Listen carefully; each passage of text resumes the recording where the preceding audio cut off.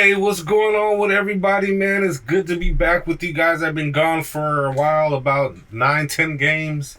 I'm back for some more therapy. Today, hopefully you'll stay with me for the whole video. I got a few things I want to talk about. Today on the show, we're going to talk the Kings record in the past 9 since I've been gone. We're going to also talk about Westbrook replacing Dennis Schroeder in the lineup. And we're also going to talk about how there's players that are actually at odds with Doug Christie in the locker room. Stay tuned, you're not going to miss what I got to say about any of this. Yes, I'm back. King's Cup of Joe with Jay. Thanks for joining me. I am back for some more therapy, some more Kings therapy. That's what we're going to call it this season. Hopefully you're tuned in for the whole video. I got some really important things to say. What's going on, everybody out there? I appreciate you being here.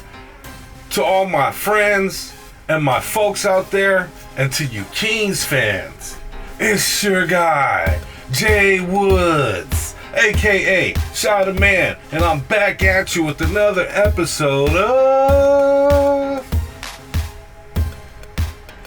the King's Cup of Joe with Jay.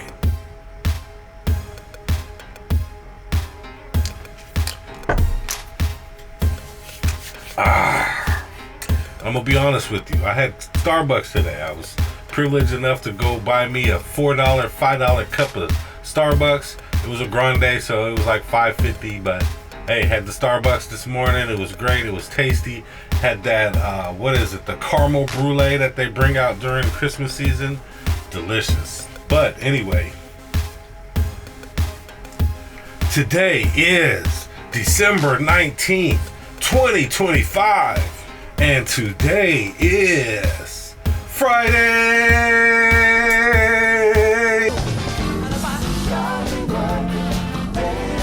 Yes, that's right. It's a TGIF Friday.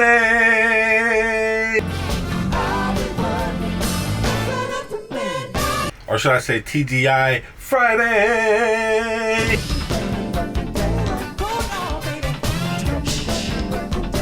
Yeah. You ready for the weekend? Gonna watch this Anthony Joshua versus Jake Logan fight, or Jake Paul fight tonight. We're gonna see what that looks like.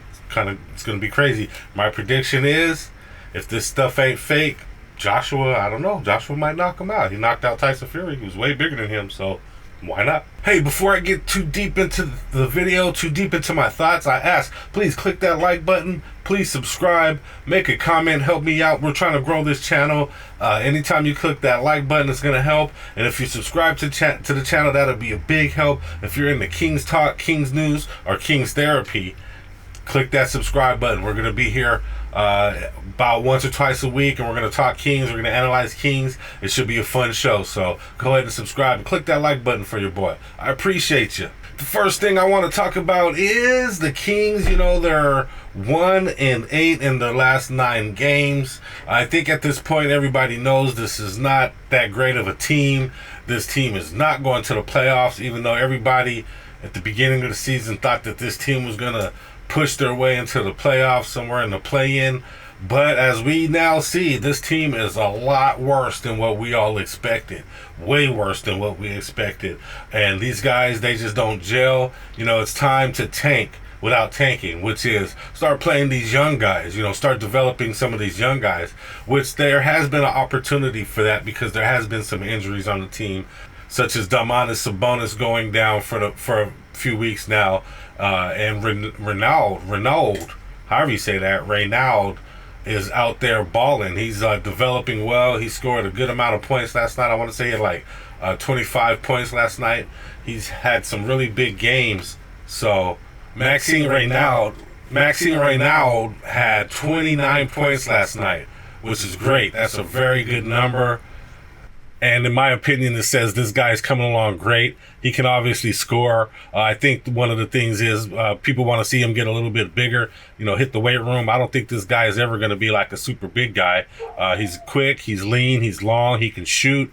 He throws up a nice little hook shot down low, and I'm liking the development of this guy.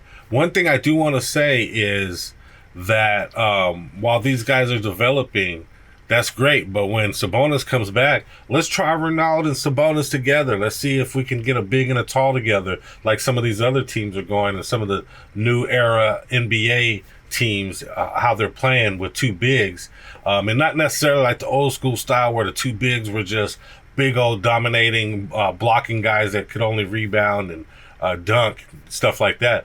They're pairing a big guy that's like that can rebound, play real tough defense, catch lobs and things, with another big guy that's more skilled that can shoot, which can be right now. Let's see how these guys look together. I would like to see Doug Christie play around with that when Sabonis gets back. But during this stretch of losses, there hasn't been too many great highlights. Ronaldo is developing, which is great. We got our guy Nick Clifford playing a few more games here and there. A lot of the games have been blowouts, which are kind of hard to watch at times. When I watch the Kings, I know they're not a good team, but at this point, I want to see them at least play hard, play well, see some type of development and some good things out of some of these players. Because when you're just getting blown out and nothing good is happening and nobody's really doing anything, it just doesn't look good for our future. So supposedly the Kings had the hardest schedule up to this point. The Kings had the hardest schedule of the season up to this point out of every other team. So I'm not going to blame that for how they're losing, because they don't look very well in these losses and they're getting blown out a lot. The chemistry isn't there. These guys just ain't really gelling as of yet. So I'm not going to blame it on the schedule. They've had a hard schedule, but they've had teams that they could beat, and they've also had leads that they've lost at the end of games. So they need to play better, bottom line. But supposedly the rest of the season, or the next few games or bunch of games, are supposed to be a lot easier. The Kings schedule is supposed to be one of the easier schedules from here on out. So we'll see if they get some more wins. At this point, I don't think the Kings fans even care about getting a bunch of wins.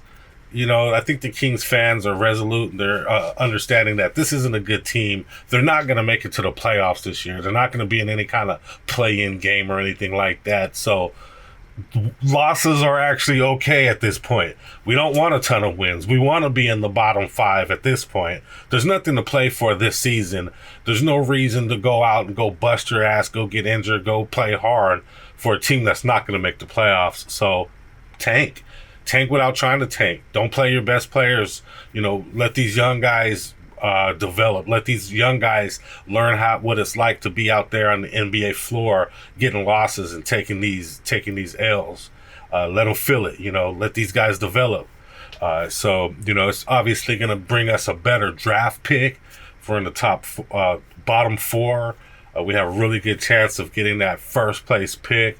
I don't know if there's really a unicorn at the top of the draft this year. It seems like there's about 2 to 3 players that are about the same level, even though they're different positions. But hey, it'd be good to get a number 1 pick. When's the last time the Kings have got a number 1 pick? It's been years and years, 20 years. We had a chance at a number 2 pick.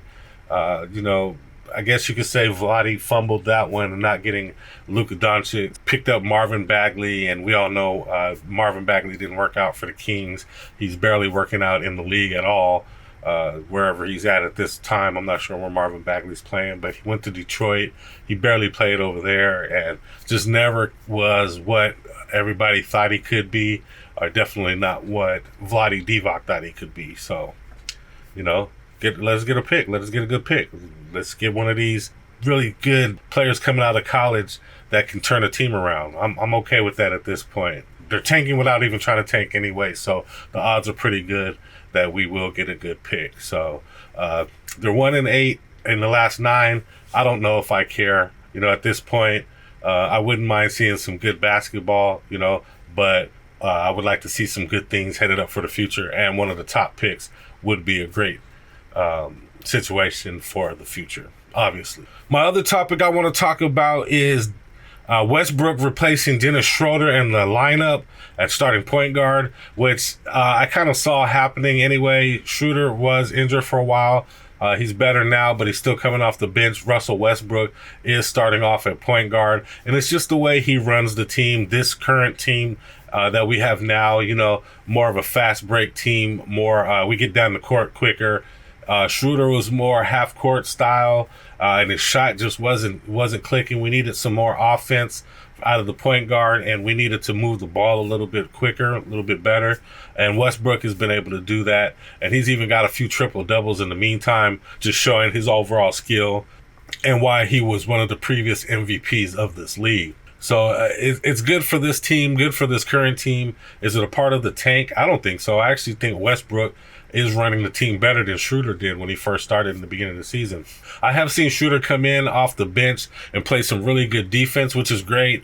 He could be that guy, the D&3 guy that comes off the bench, and that's fine with me. That's okay. I mean, he does make $15 million a year, which is kind of more or less close to starter type money, but he just wasn't running the team well, and I can see why it happened. And he's playing really well off the bench, so we go ahead and let Westbrook run the point for now. It's fine until we find that next really good unicorn point guard, hopefully maybe in the draft. Or I don't know if we'll be able to trade for him. I don't know how many of those guys are out there available. But for now, for this season, it's fine. It's whatever. I wouldn't be surprised if Schroeder eventually got traded off of this team, to be honest with you. It's just not what I think the team wanted, and I don't think Scott Perry is getting out of Schroeder what he thought he would get out of Schroeder. So it's probably going to be like that for the rest of the season. We'll see how it goes, but I'm fine with it. And if Schroeder ends up getting traded, I can see that as well. We'll just have to see what happens by trade deadline. And my third pick, recently in the news, it's been said that there's some players that are at odds with Coach Doug Christie and some of his coaching staff, which is a very cryptic way of saying that somebody in the locker room is not getting along with somebody in the coaching staff. Nobody really knows who it is, and nobody really knows which coach exactly they're talking about. We have our guesses, who could possibly be at odds with Doug Christie. Doug Christie seems like kind of this, he wants to be this hard-nosed, defensive first, push your guys type coach. And this team just isn't that, and they're not totally receptive to that, it seems. The young guys are, keep pushing the young guys. Doug Christie almost seems like he can be like a college coach, the way he coaches, with the fist, or however you say that, a hard-nosed coach that demands respect and wants his guys playing as hard as possible on defense. He seems like that kind of coach to me. Who would be upset with that? I'm not totally sure. Is it Levine that's upset with them because he wants them to play defense? Maybe he got yelled on by the defensive coach, Bobby Jackson, to tell them to, play more defense. Who could it be? I have no idea. Is it Domantas Sabonis? I don't think so, because Doug Christie is one of Sabonis's off-season coaches that he had really good chemistry with. So is it Sabonis? I don't know. I don't think so. Could it maybe be DeMar DeRozan? I don't think so. DeMar DeRozan is super laid back. I don't think he really has a problem with anybody, to be honest with you. And then who else is there? I mean, Devin Carter, maybe because he's not getting playing time. It could be possibly Devin Carter. Nick Clifford not getting enough playing time. I honestly don't think it's any of the young guys with the exception of Devin Carter. It could possibly be Devin Carter, maybe at odds with his playing time, possibly. So I'm not too sure. It was just a very interesting news note, and I hate when there's no names attached to it. Like we're just supposed to guess who these people are that are at odds with Doug Christie and his coaching staff. It just seems like not necessarily a hit piece, but they're trying to say that Doug Christie isn't the right coach for this team. Is mostly what I took from it, which I don't agree with. I feel like Doug Christie needs to get at least a year under his belt, and he shouldn't be judged by this team, which he had no control of. He did not put together at all. Just not sure who could be at odds with Doug Christie at this moment when none of these guys have done anything and none of these guys have proven themselves for anything. This story came out before last night's game, where Malik Monk didn't play. Now, I don't know what a reason could be where Malik Monk doesn't play in a game when he's like that microwave scorer type player. I don't know if he's being disciplined for something. I don't know if he's the one that he's as at odds with Doug Christie and now he's not getting playing time. I don't know if he's about to be traded or something like that. But I find it really interesting that he didn't play last night. It makes me very, very curious why that is. Is there a reason? Did he just get skipped over? I mean, how could you just skip over Malik Monk and his scoring and the way he plays for this team? He's actually one of the players that I don't want to see go. I don't want to see traded. He's super loyal to this team. He was happy to be re-signed with this team, and he seems to enjoy playing for this team. He just needs more opportunity, I believe. And, you know, he got the point guard job yanked from last year. He was playing some point guard when Fox had left. But in my opinion, he has some of the better point guard skills on this team with his passing. And he's able to get the ball to Domantas Sabonis and the other guys down low. And he's great with the pick and roll pass. So I don't know. I don't know why Malik Monk didn't play last night. It has me a little concerned, just a little bit. But I'm just curious to know who these players are that are at odds with Doug Christie and his coaching staff. I wish I knew who it was and which coaching staff it is. Is it Bobby Jackson, who's known to be kind of tough on guys, a defensive coach telling these guys to play some damn defense? Possibly, but who knows? We won't know until more information comes out, obviously. So that is what it is. The Kings are what they are. They're obviously not a playoff team. They're not a play-in team, and that's fine. Hey, let's get that top pick. Let's go ahead and get that top pick. I'm not saying tank, but the Kings are already tanking without trying to tank. Playing the young guys is not tanking. It's developing guys for the future, especially if you know certain guys aren't going to be on the team anyway. Go ahead and play the young guys. Go ahead and tank. Let's develop these young guys and help them progress their NBA game and see what it takes to win a game and how it feels to lose in this NBA level. And that was my cup of joe, which is French roast, one creamer. But today it was actually Starbucks caramel brulee. No sponsorship, but hey, Starbucks, you want to get a hold of me? You can. I'll put a cup of Starbucks in front of the camera every day if y'all sponsor me. But anyway, that's all I got for you guys today. Thank you for joining me. I appreciate you watching this far. And if you are watching this far, please go ahead and click that subscribe button. You see what I do. You see what I got. I talk Kings. I analyze Kings. And I'm also like a therapy. I'm also your mental health coach going through these Kings defeats and reason why we're losing and things like that. So click that like button. It helps you grow. It helps me grow. I'm trying to grow the channel. I'm new, but I'm trying to grow. So if you want to help me out, please click that like button and subscribe. What big deal is it to subscribe? All it is a push of a button, and I promise you I won't annoy you with crazy videos every day. We post like twice a week, and it's all Kings analysis. So if you're into Kings talk, Kings information, Kings news, click that subscribe button for your boy. But anyway, that's all I got for today. I'm out. But before you go, check out these movies. It's good.